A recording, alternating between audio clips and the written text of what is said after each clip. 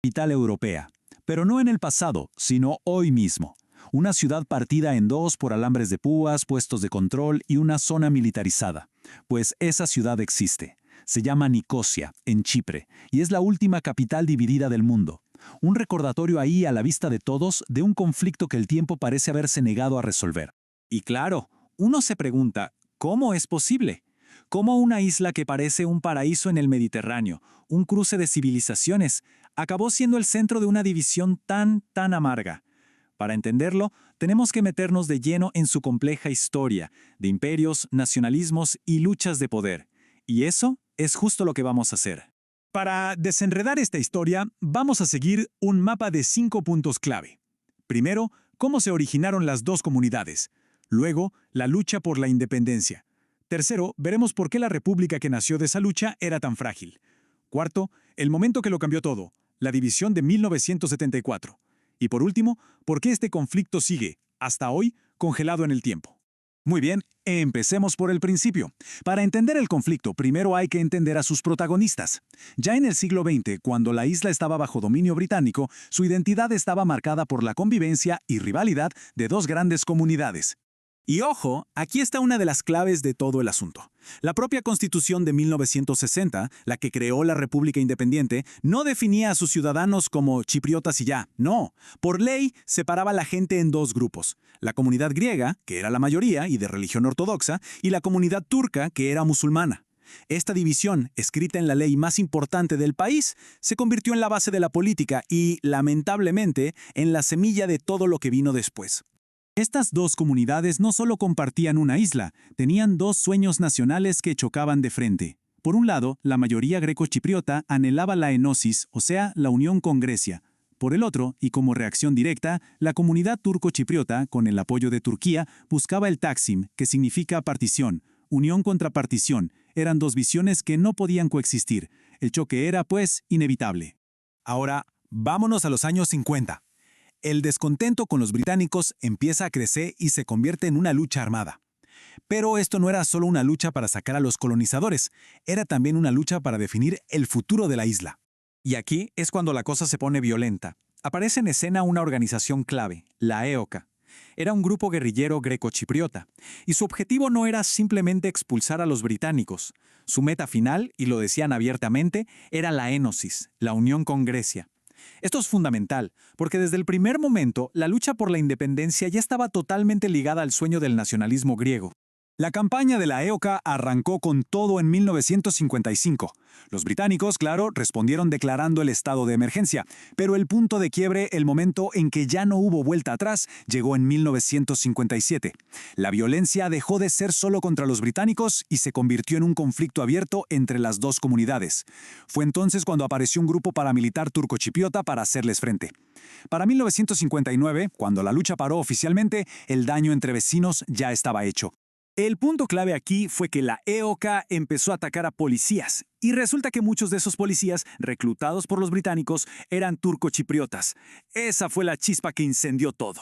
Y claro, la reacción no se hizo esperar. Se formó la TMT, la Organización de Resistencia Turca. Su misión, proteger a su gente y luchar por el Taksim. Con dos grupos armados enfrentados, la gente común quedó atrapada en medio, y la separación se hizo inevitable.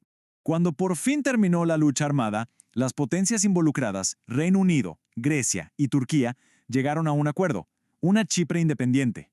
Pero la república que nació en 1960 era una república que, desde el día 1, parecía destinada a fracasar. Solo miren esta tabla para entender lo complicado que era el acuerdo. La estructura era un laberinto. Un presidente grecochipriota y un vicepresidente turcochipriota, y ambos con poder de veto sobre casi todo. Y fíjense en las cuotas. Aunque eran menos del 20% de la población, a los turcochipriotas se les dio el 30% de los puestos públicos y un increíble 40% en las fuerzas de seguridad. Se intentó crear un balance perfecto, casi matemático, pero en la práctica fue una receta para el caos y la parálisis total. Y la conclusión es obvia, era un sistema hecho para no funcionar. Con dos líderes que podían bloquear cualquier cosa y cuotas súper rígidas para todo, el gobierno simplemente no podía avanzar. La desconfianza mutua estaba literalmente escrita en la Constitución. No era un sistema para gobernar juntos, sino para que ninguno pudiera dominar al otro. El resultado, un bloqueo constante. Y claro, la situación no podía durar. Todo explotó en 1963. El presidente Makarios dijo esto así no funciona y propuso 13 cambios a la Constitución para, por ejemplo, quitar el poder de veto. Para los grecochipriotas, esto era simple lógica democrática. Pero para los turcochipriotas fue cruzar una línea roja. Lo vieron como un intento de quitarles sus derechos y convertirlos en una minoría sin voz ni voto. Y la violencia regresó a las calles, pero esta vez con muchísima más fuerza.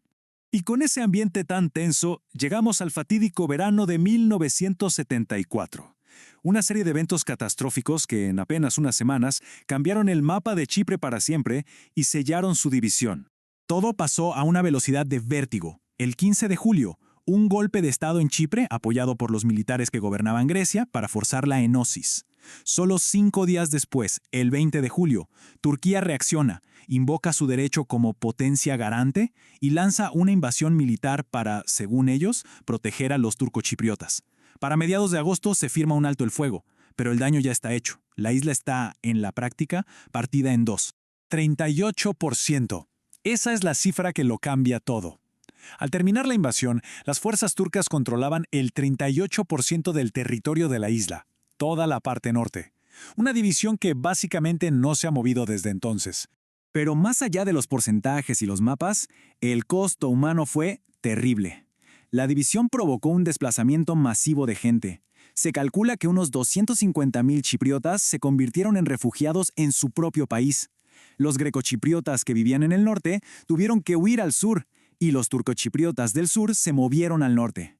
La separación que había empezado años antes se completó de la manera más abrupta y traumática posible. Y eso, básicamente, nos trae hasta hoy. Desde 1974, la división de Chipre es un conflicto congelado, una herida abierta en pleno Mediterráneo, con décadas de intentos diplomáticos que no han logrado cerrarla. Y si uno busca la prueba física de esta división, la encuentra en la llamada línea verde. Pero no es solo una línea en un mapa, es una zona de amortiguación real, patrullada día y noche por las fuerzas de paz de las Naciones Unidas. Atraviesa toda la isla, partiendo incluso el corazón de la capital, Nicosia, y separa a las dos comunidades con barreras y puestos de vigilancia. La división política se hizo, digamos, oficial en 1983. La parte norte declaró que era un país independiente, la República Turca del Norte de Chipre. El detalle es que, hasta el día de hoy, el único país del mundo que reconoce a este estado es Turquía. Para todos los demás, el gobierno de la República de Chipre en el sur representa a toda la isla. Y que no se diga que no se ha intentado. Ha habido muchísimas negociaciones, pero el momento más cercano a una solución fue con el Plan Annan de la ONU en 2004. Y aquí pasó algo increíble. La mayoría de los turcochipriotas votó a favor de la reunificación, pero fue la mayoría greco-chipriota la que lo rechazó. A pesar de algunos gestos como derribar un muro en Nicosia, la desconfianza sobre la seguridad, las propiedades y el poder sigue siendo el mayor muro de todos. Y así volvemos al presente, a la última capital dividida de Europa. Han crecido generaciones enteras que nunca han conocido a sus vecinos del otro lado. Con la desconfianza tan arraigada y tantos intereses geopolíticos en juego, la pregunta final es más grande que la propia isla. ¿Es posible que una herida tan profunda, mantenida abierta durante medio siglo, cicatrice algún día? ¿O es Chipre una lección de que algunas divisiones, una vez creadas, son para siempre? La respuesta por ahora sigue perdida en el silencio de esa zona de amortiguación.